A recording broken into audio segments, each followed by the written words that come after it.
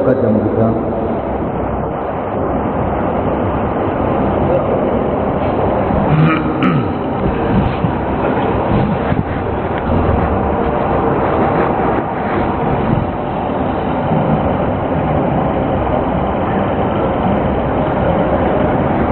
إن الحمد لله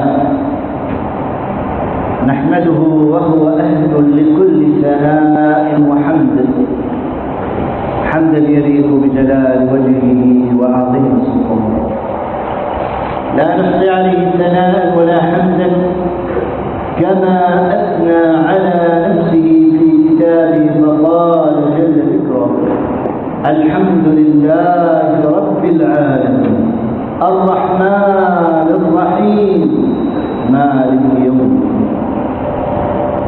وأشهد أن لا إله إلا الله وحده لا شريك له، أبرأ من حول وقوة إلا به.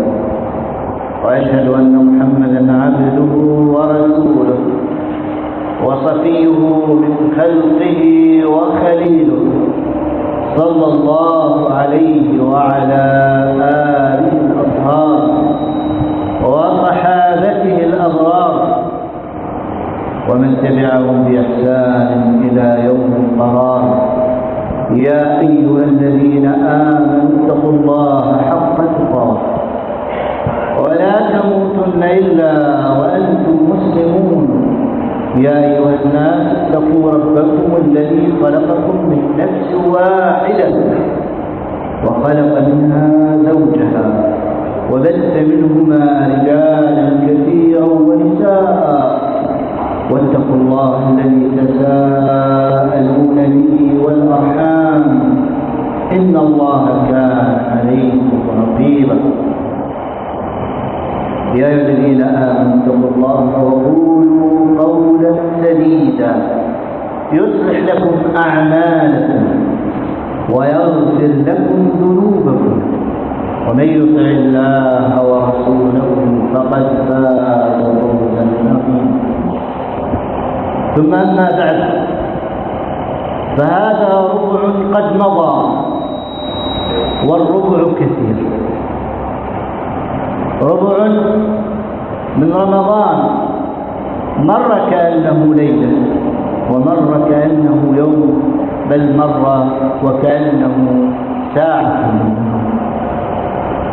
فسبحان الذي يقلب الليل والنهار ويذكر العباد بآلائه ويذكر الخلق بفضله، ويقول لهم كما قال النبي صلى الله تعالى عليه وسلم: إنه إذا كان في أول ليلة من شهر رمضان صفدت الشياطين ومردت الجن وغلقت أبواب النار فلم يفتح منها باب.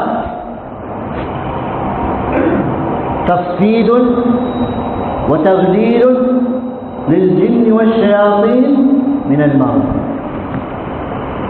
ثم يتلطف الرب جل في علاه فيوصد أبواب جهنم فلا يفتح منها باب.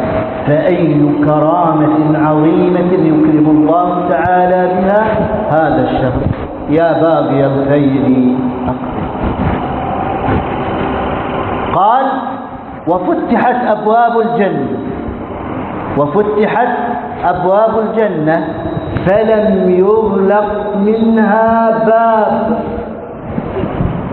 فأي كرامة لهذا الشهر العظيم المبارك أن الله جل وعلا يفتح الجنة ولا يجعل فيها بابا مغلقا. رمضان مغلاق لأبواب النيران، مفتاح لأبواب الجنان. يا باغي الخير أقبل ويا باغي الشر أقبل.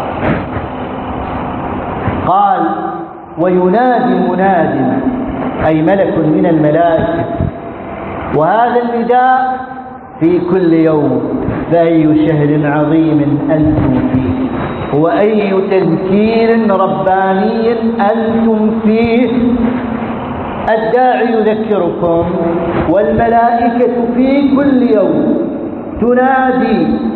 تنادي وتدعو الناس جميعا، تدعو أهل الخير بخيرهم وتذكر أهل الشر أن يقصروا شرهم وأن يكفوا أذاهم عن أنفسهم وعن الناس. يقول: وينادي مناد يا باغي الخير أقبل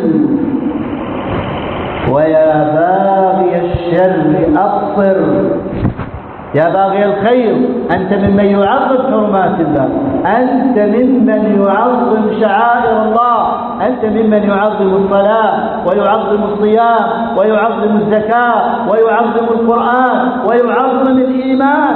يا باغي الخير، هذا موسم الخيرات، موسم البركات، موسم الاستكثار من الطاعات، موسم المسابقة إلى الجنة. وسابقوا إلى مغفرة من ربكم وجنة جنة يتسابق إليها ويسارع إليها. يا باغي الخير أقبل.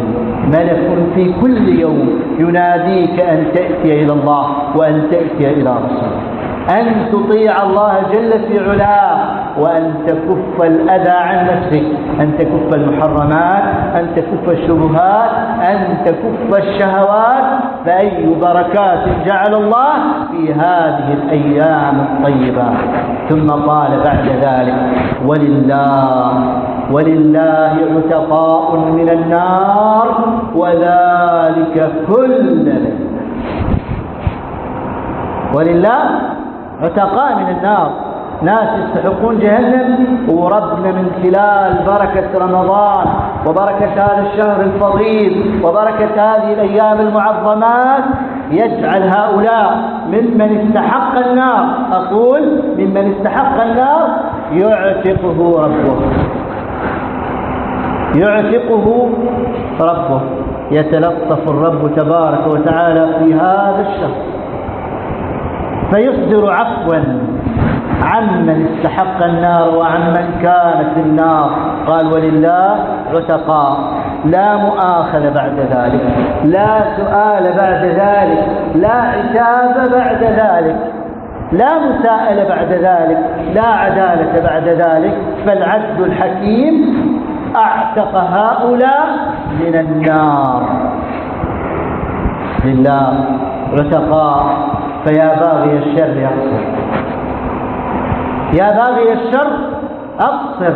الرب تبارك وتعالى يعفو عن أهل النار، يعفو عمن كان في قلبه مثقال ذرة من إيمان فيخرجهم من نار جهنم. في كل يوم من رمضان عتقاء، في كل يوم فوج يخرج من النار. يا باغي الخير أقبل إلى الخيرات، ويا باغي الشر كف نفسك عن السيئات. عباد الله، تأملوا فتحت أبواب الجنة، تأملوا غلقت أبواب النار، تأملوا الداعي البشري والداعي الملكي يدعوك إلى الخيرات والكف عن المنكرات. ثم تذكر لطف الله وفضل الله بالعصاة من الناس ممن دخل النار، أن الملك جل في علاه، أن الرحمن يتجلى لهم برحمته فيعتقهم من النيران. اللهم إنا نسألك عفوك ورضاك. يا باغي الخير أقبل.